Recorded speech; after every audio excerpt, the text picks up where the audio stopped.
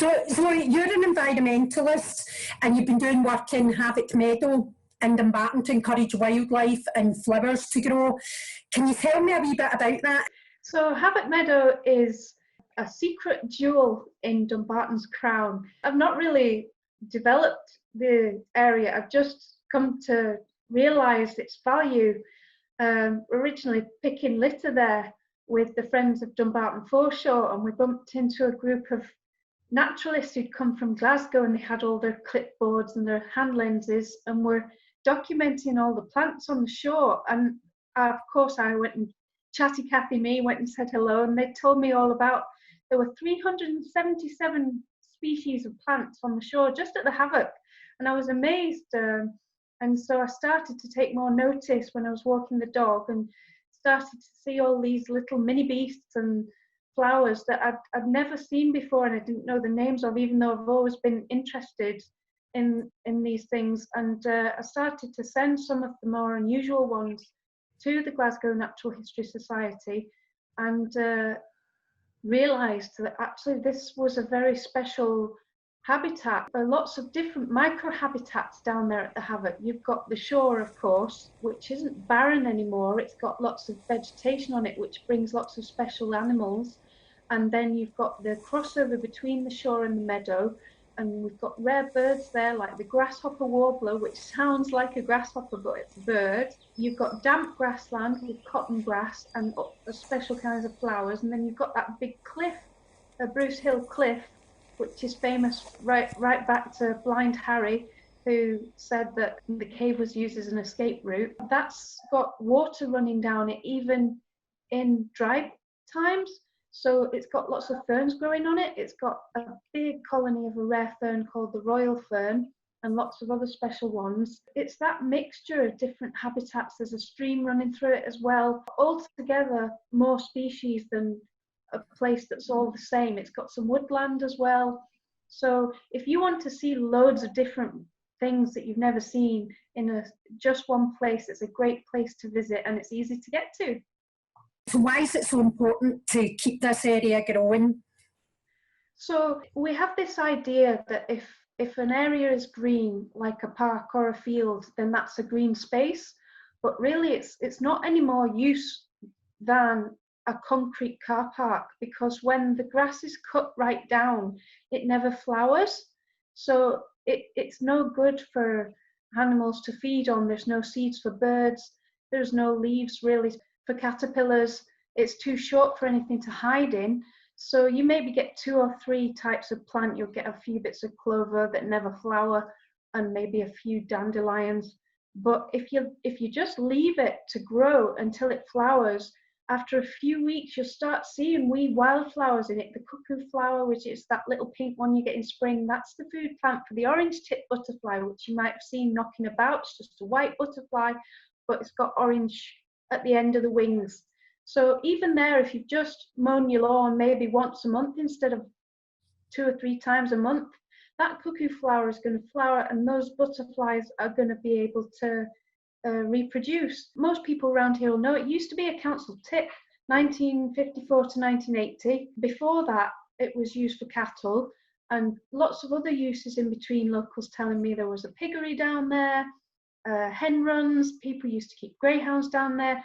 Then they put red blaze sports pitches on it in the 80s. Now the vegetation's had a chance to recover. We're seeing all kinds of orchids coming up there. And because the grasses are getting longer, you get all the things that can hide in longer grass, and they then feed all the birds. Everybody loves garden birds, loves to put food out for the birds. But one thing we forget is the little baby birds in the spring, they can't really manage that hard food, the nutty food that we buy from the shop to feed them. In fact, they can choke on it. And sometimes it does more harm than good to put that food out at the wrong time of the year. It's great in winter when the birds are adult and they haven't got anything else. It's really important for them, but in the spring they need soft food for the babies, caterpillars, moths, spiders, anything that is easier for them to swallow. And this stuff can't live in mown grass. So the meadows is a great place for birds to collect food for their babies in the nest. What kind of new species have been identified down in the meadow? We've seen loads of things, even just this year. We found a new butterfly last year, the purple hair streak, which is really special. And we've seen the biggest dragonfly in Britain, the golden ringed dragonfly, has just been seen there a couple of weeks ago. New flowers being recorded there all the time. And this is one thing about Western Bartonshire as well that I found out through doing this. The west side of Scotland is really doesn't have many people recording butterflies and wildlife generally, compared to maybe the Highlands or the east side, Edinburgh Way and all that. So the Butterfly Conservation Scotland are really worried that they don't have an accurate record of Scotland species as a whole because they're not getting enough data from our way. So again, it means that there's lots to play for in our area because things haven't been spotted yet. So if you want to be the first person to go out and find something, you've got a really good shot if you live around here. So what is Havoc Meadow like now in comparison to a few years ago? What's the difference? I found some old records from the Havoc, and it was before the Havoc was a tip. And there used to be a huge colony of these beautiful orchids called a greater butterfly orchid. And it's a big white thing. It looks a bit like the hyacinths you get in a pot that smell nice. It's sort of tall with lots of flowers coming off it. It only flowers for a couple of weeks. But there used to be huge numbers there apparently before the tip, so in the 50s or before the 50s. And now last year we found some have come back. After all that time, it had been thought the tip had wiped them out, and we found 7 last year, and there's 8 this year. So these are supposed to smell really beautiful just at dusk, not at the rest of the time of day. They do that to attract a particular moth. I think it's the elephant hawk moth, which again is a stunning moth. I've seen a couple of Western Bartonshire photos of it knocking about. It's green and pink. It's really beautiful. And that comes attracted to this nice smell, and it'll pollinate it, you see, so it's all connected. So again, it just shows you that you might have some things that you think are beautiful and some things that you think are not so beautiful, but actually they all need each other. So we need to, make more room for things we might have thought of as weeds, things we might have thought of as annoying bugs, because without those, all the nice things that we love will die out.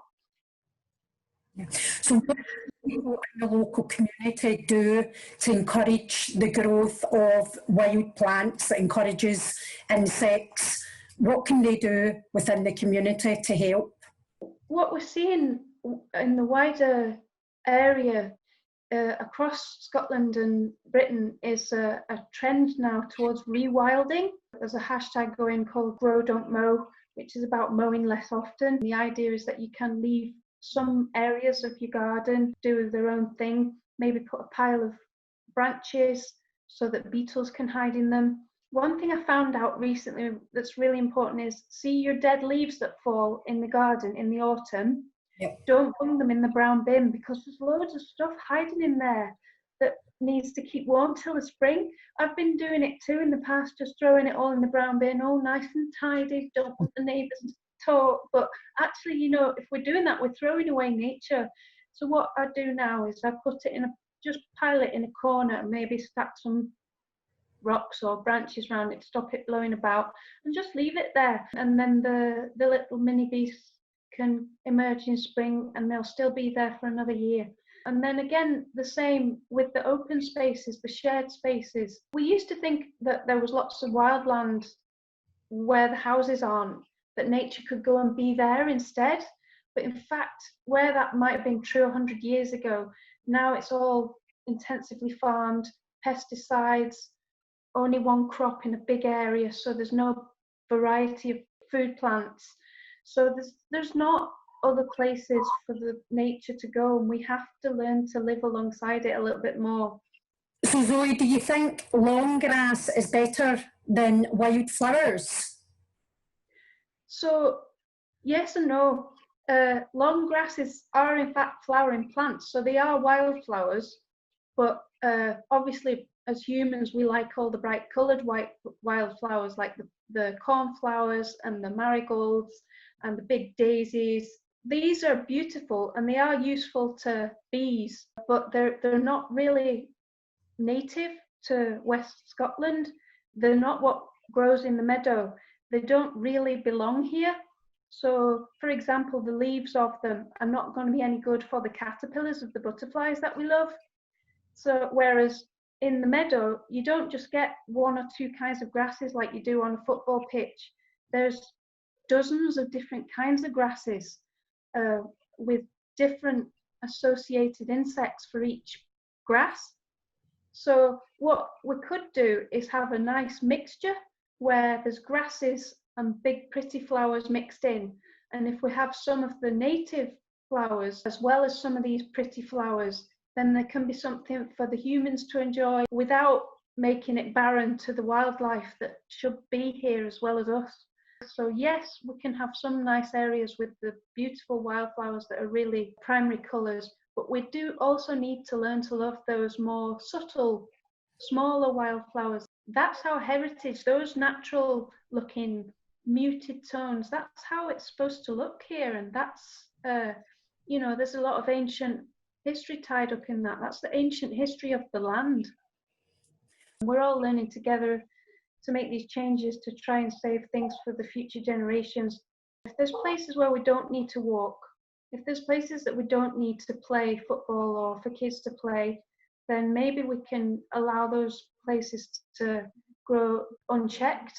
And maybe we need to, accept that not all wildflowers are going to have massive flowers on them. Some of them are quite boring looking, but maybe they're really useful to other things that are nice. So it's about sort of adapting our perspectives. Is a beautiful unmown field of tall, pretty grasses of all different colours blowing in the wind, is that really a mess, or actually is it quite a thing? It's a learning curve for us all. I think lockdown, although obviously the pandemic's been terrible and still ongoing, people have had time to reconnect. It's given more people more time to go out and enjoy these things. And people do love nature. It's not that humans are bad and want to destroy nature. Just appreciating the smell of a flower, or what's that funny little mini beast, I'd like to find out more, and posting up pictures on the internet and just breathing and relaxing. And there are scientific studies that show that, fresh air, especially near a body of water, it's been found, which is great for us Scots, born hero incomers like myself. It has a therapeutic value, good for your mental health, good for your physical health, to go out, get some fresh air, especially near a river or a loch, just for 20 minutes a day or more. And that's where these wild spaces really pay back their value for us to be well, and surely there's nothing more important than that. Thank you very much for spending your time with us today to educate us a wee bit about the natural world, and let's hope that we all try to do a wee bit better and live alongside each other. We need them as much as they need us. So thanks very much, Zoe. Always a pleasure to talk to you and to Clydesiders. Thanks, Angela. Thank you.